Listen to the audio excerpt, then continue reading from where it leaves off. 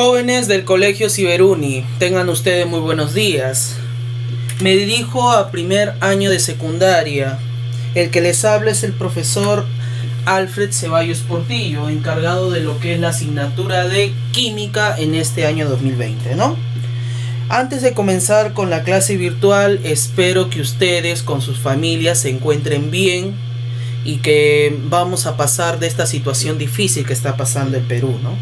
Vamos a pasar con ganas, con entusiasmo y sin dejar de lado lo que es el estudio. Bueno, continuando ya con el tema en que se han quedado en el anterior video con su respectivo profesor, vamos a hablar el día de hoy de la materia. Antes de comenzar, tenemos que tener algunas definiciones o conceptos previos, ¿sí? De repente nosotros cuando hablamos de materia recordamos un poquito de mi profe de primaria, ¿no? Hemos hablado, profesor, la materia es todo lo que nos rodea y ocupa un lugar en el espacio. Chévere, bacán, esa definición es correcta.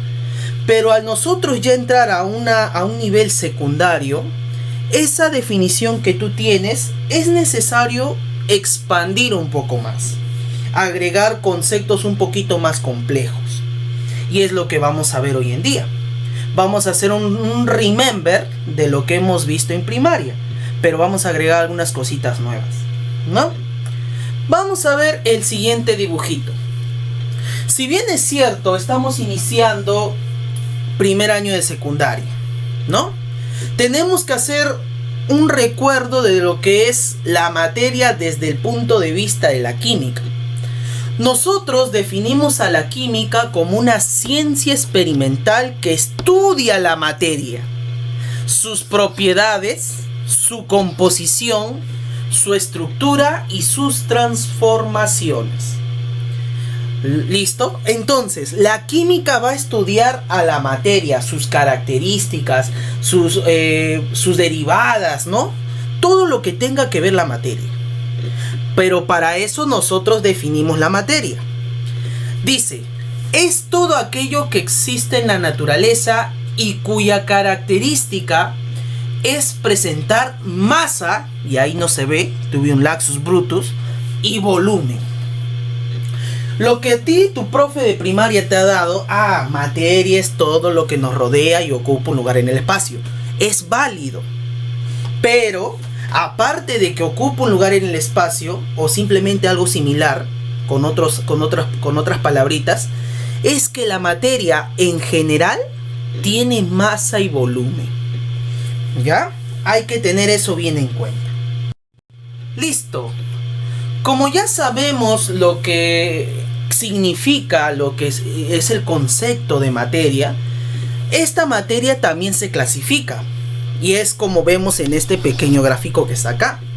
La materia se va a clasificar de dos formas: las llamadas sustancias y las llamadas mezclas. A su vez, la sustancia vemos que se divide en elemento y compuesto. Algo sencillo para que tú me puedas entender. El elemento simplemente es el átomo de un elemento químico, como por ejemplo te está dando ahí, ¿no? Sodio, carbono, azufre, cobre, oro e hidrógeno, ¿cierto? Estoy hablando de un solo elemento químico, de un átomo de un elemento químico. Entonces, un elemento simplemente vendría a ser lo que tú puedes observar en tu tabla periódica, todos esos cuadritos. Eso se les llama elementos químicos y es una división de la sustancia. En cambio, seguimos con sustancia. Si vemos que es un compuesto, simplemente vendría a ser la unión de átomos de diferentes elementos. Por ejemplo, H2O, que es el agua. ¿Qué átomos estoy uniendo, profesor? El hidrógeno y el oxígeno. Son átomos de elementos diferentes. Si tú te das cuenta en el ejemplo anterior, en el elemento, ahí aparecía H2. Tú puedes unir átomos de un mismo elemento y sigue llamándose elemento. ¿Ya? Ojo con eso. Pero si tú unes ya a otro átomo de otro elemento, ya obtienes tú lo que es un compuesto. Como por ejemplo el H2O, agua, el cloruro de sodio, NaCl, el hidróxido de sodio, NaOH, el ácido sulfúrico, que es el H2SO4. Si tú ves la diferencia, un compuesto son la unión de átomos de diferentes elementos y el elemento simplemente es el átomo en sí, ¿no? Ahora vamos a lo que es la mezcla. La mezcla se divide a su vez mezcla homogénea y mezcla heterogénea. Ahí te estoy dando sus ejemplos: agua salada, bronce, aire, agua con cocoa, humo y agua con sal. Arena con sal, disculpe, laxus brutus pajariacus. Profesor, ¿qué es una mezcla homogénea y qué es una mezcla heterogénea? Para resumirte, mi estimado Pulpín, la diferencia principal entre estas dos mezclas es la capacidad de los elementos que se pueden diferenciar unos de otros. O sea, profesor, en el agua salada me es muy difícil diferenciar. O sea, si tú ves un vasito de agua normal y tú al otro costado tú tienes un vasito de agua salada, tú no sabes cuál es cuál, porque aparentemente los dos parecen dos vasos de agua normal, ¿cierto?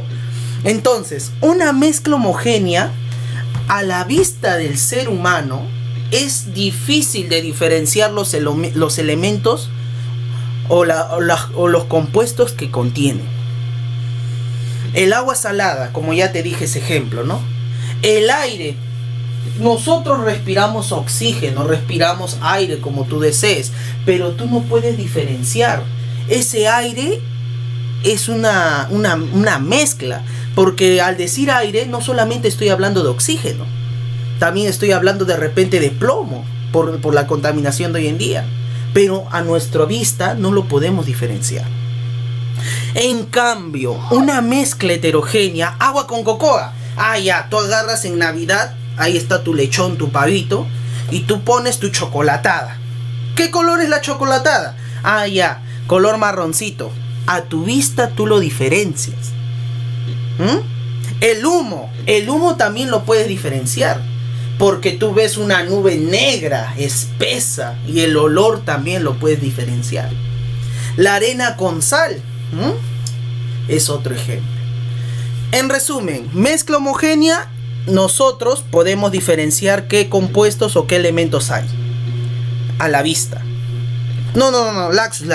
La mezcla homogénea no podemos diferenciar a la vista. En cambio, la mezcla heterogénea sí podemos diferenciar por el color, por el olor, hasta por el sabor, ¿no?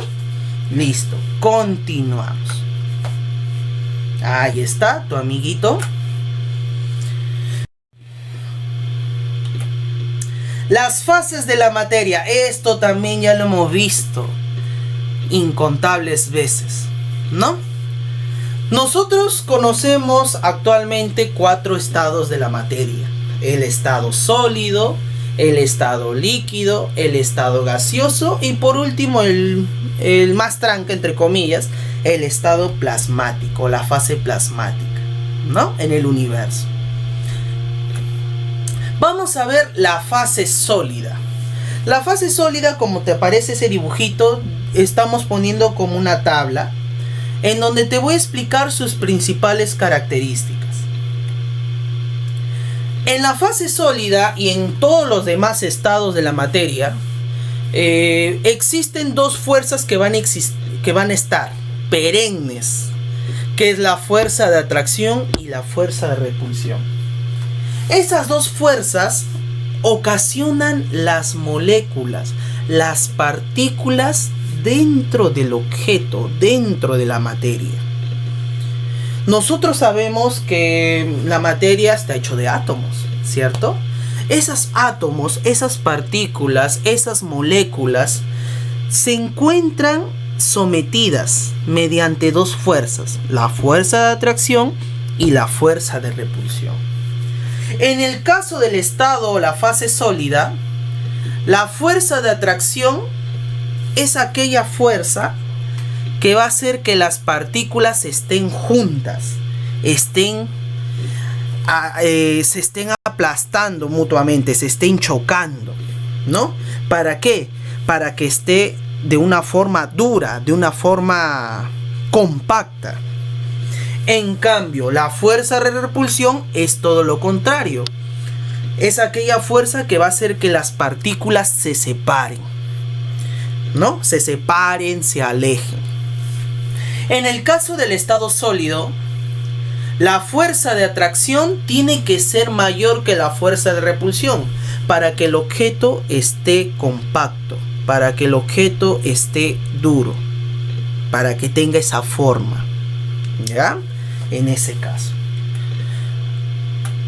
Hay dos características en resumen del estado sólido. Tienen volumen y forma fija. Como por ejemplo esta barra de hierro tiene una forma rectangular, ¿no? Tiene una forma, un volumen que se puede hallar simplemente por fórmulas, ¿no? Fórmulas de cubos, por ejemplo, porque esta tablita tú puedes ver que tiene varios cubos, ¿no? Entonces, tienen volumen y forma definida. Se puede determinar. Como por ejemplo, la puerta de tu salón. Ah, ya, profesor, es un rectángulo. Tiene forma definida. ¿Puedes hallar su volumen? Claro que sí. Si conoces su largo, su ancho y su grosor. ¿Qué me dice? Son incompresibles. ¿Qué significa, profesor? Que no se pueden comprimir, que no se puede disminuir su volumen, no se puede disminuir su volumen, ¿no? Continuamos. En el estado líquido vamos a hablar también de esas dos fuerzas, fuerza de atracción y fuerza de repulsión. En este estado, las partículas, a diferencia del estado sólido, las partículas del estado líquido sí se van a mover, se van a desplazar, pero ligeramente, despacio, pero se van a mover. En el estado sólido, como la fuerza de atracción era mayor, simplemente estaba quieta, solamente tenía movimiento vibratorio. En cambio, en el estado líquido, esas partículas se van a separar, se van a desplazar de un lugar a otro, ligeramente. Es por eso que dice que la fuerza de atracción es igual a la fuerza de repulsión. ¿Tiene volumen definido? Claro. Si tú agarras tu limonada y lo echas en un envase, o en un envase, qué sé yo, en una botellita, por ejemplo, tú puedes decir que ese líquido tiene forma. ¿Forma de quién? De la botella, ¿cierto? Tiene volumen definido, disculpe. Tiene volumen definido. ¿Por qué, profesor? Porque el líquido que tú estás poniendo en la botella ocupa el volumen de la botella. Ahora yo te pregunto, ¿tiene forma definida? No. ¿Por qué?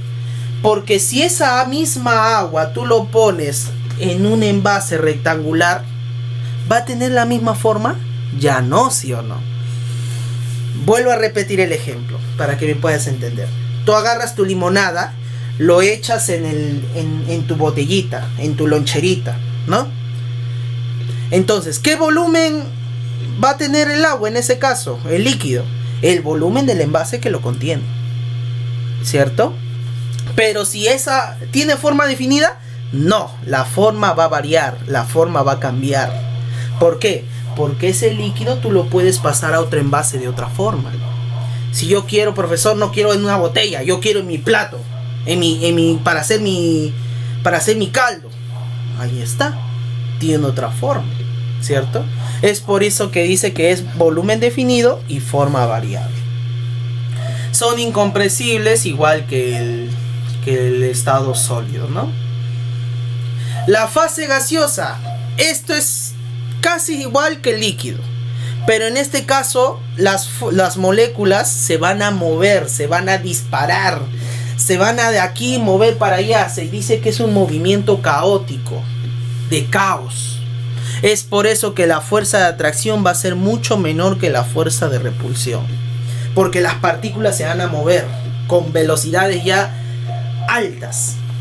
Como es en el caso de tu balón de gas, ¿no? Si tú abres la tapita del balón de gas, sale, ¿sí o no? Disparado sale y tienes que volver a cerrar, ¿no?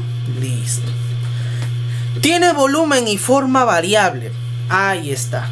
El volumen es variable, ¿por qué, profesor? Porque el gas tiene una característica, el estado gaseoso tiene una característica que ocupa todo el volumen del envase en donde está. Se expande. A diferencia del estado líquido, si tú agarras tu agüita, lo echas a la mitad y se queda ahí, ¿cierto? En cambio, si tú agarras un gas y lo echas en la botellita, lo que va a hacer el gas es expandirse en todo el recipiente. Por eso se dice que su volumen es variable. Forma variable también, ¿no? El gas no tiene forma. Simplemente son partículas que se están moviendo de aquí para allá y lo que se quiere es expandirse más, ¿no? Ahí están tus amiguitos y ahí estás tú chancándote la cabeza, ¿no? Ah, profe, me está dando un derrame, ¿no? Tranquilo, hijito, tranquilo. ¿Ya ves? El tema es sencillo, solamente hay que recordar un poco. Fase plasmática. La fase plasmática lo encontramos en el magma, lo encontramos en las estrellas, arribita lo que tú ves, lo encontramos en el Sol, en el astro rey. Y profesor, esos tres ejemplos, ¿qué tienen en común? Que su característica principal para que se encuentre en fase plasmática es que esté a temperaturas de mayor de 20.000 grados Celsius. El Sol está ardiendo, ¿no? ¿Cierto? Las estrellas también tienen su temperatura alta. El magma, ni qué decir de los volcanes. Esa es la única condición para que se dé la fase plasmática. Cambios de fase. Recordamos un poquito de primaria también, ¿no? Tengo el estado sólido, el estado líquido y el estado gaseoso. Cuando un estado sólido pasa a un estado líquido se le llama fusión. Si del estado líquido paso al estado gaseoso se llama vaporización. Viceversa, del gaseoso al líquido, licuación. Del líquido al sólido, solidificación. Y si es del sólido al gas, profe, sublimación. Y si es inversa, sublimación inversa, ¿no? En ese caso, cuando se da de sólido a gas, es por el aumento de temperatura. Y si se da del gas hacia el sólido, todos los procesos, es porque la temperatura disminuye. Esos son los cambios de fase o cambios de estado de la materia. Ahí está. Ya el tiempo se nos termina, muchachos. Vamos a ver algunos ejercicios de aplicación, que es lo que te estoy dejando en tu trabajito de Word para que te guíes, ¿no? La número 1 me dice, ¿cuál de las alternativas no es materia? Recordemos, para decir que es materia, tiene que tener volumen y masa. La gelatina sí tiene masa. El aire sí tiene masa. El petróleo sí tiene masa. El núcleo de la Tierra, el NIFE, también tiene masa, ¿cierto? Pero el tiempo no tiene masa, profesor. ¿Tú acaso puedes agarrar el tiempo y puedes ponerlo en una balanza? No, ¿sí o no? Entonces, ¿cuál no es materia? El tiempo. Tu alternativa sería la letra D, de dinosaurio. La número 2 me dice si es materia. El agua sí es materia, profesor, porque tiene masa. El aire también tiene masa. La sombra, no. La sombra tiene masa. ¿Tú puedes agarrar tu sombra y ponerlo en una balanza? No, ¿sí o no? No seas mongol, ¿sí o no? El tiempo también no tiene masa. Entonces, ¿cuál sería tu alternativa? A y B, profesor. El agua y el aire sí son materia. La número 3. Materia es todo aquello que existe en el universo y cuya característica fundamental es masa y volumen, lo que te acabo de decir, ¿no? La letra D. Señala un elemento, señala un elemento. Ah, ya has visto la alternativa. Señala un elemento. H2O, no, es un compuesto. El humo también es un compuesto. El aire, una mezcla, un compuesto. El ácido sulfúrico también es un compuesto. El Au, que significa oro, sería el elemento químico. Respuesta D. Señala un compuesto, ya pues, ¿no? El acero, el aceite, el humo, ¿cierto? La plata, ¿sí? En ese caso son elementos. En cambio, el ácido sulfúrico, como estoy juntando átomos de otros elementos, sería un compuesto. La alternativa D. Muy bien, si has acertado, excelente. Seguimos con otras 5 preguntitas ya para terminar. Cuando se produce la lluvia, está ocurriendo. A ver, vamos a recordar un poquito el ciclo del agua, ¿no? Las nubes condensan el agua. El agua cae en forma de lluvia, que es cierto, cae al suelo, el ambiente se enfría y se comienza a transformar en gas, ¿cierto? Y sube de nuevo a las nubes condensan esa agüita y lo botan como lluvia. El agua que está en el suelo se sublima y pasa como gas. Entonces, para que se produzca la lluvia se necesita que las nubes condensen. Y al condensar significa que se encuentra en un estado sólido. Entonces, al botar la lluvia es estado líquido. Del estado sólido al estado líquido, ¿cómo se llama ese proceso? Ese proceso se le conoce como fusión. O sea, para que se produzca la lluvia, necesariamente se necesita una fusión. ¿Sí? No la fusión de Goku, ¿ah? No seas mongol, ¿ya? No la fusión de Goku. Número 2. La naftalina con el transcurso del tiempo disminuye su tamaño debido a que experimenta. Para los que no saben, la naftalina es un... A ver, ¿cómo te explico? No sé si tú has tenido en tu casita cucarachitas, ratitas, esos animalitos indeseados, ¿no? Y tu mamita compraba a la señora del mercado esa bolsita con esas bolitas blancas que parecía menta y que lo ponía ahí, ¿cierto? Esas bolitas son la naftalina. Esas bolitas hacía que los animalitos simplemente, si se lo comen o lo huelen, se van o mueren, ¿no? Entonces, tú veías que si tú ponías una bolita ahí, esa bolita se hacía más, pero más pequeño, ¿cierto?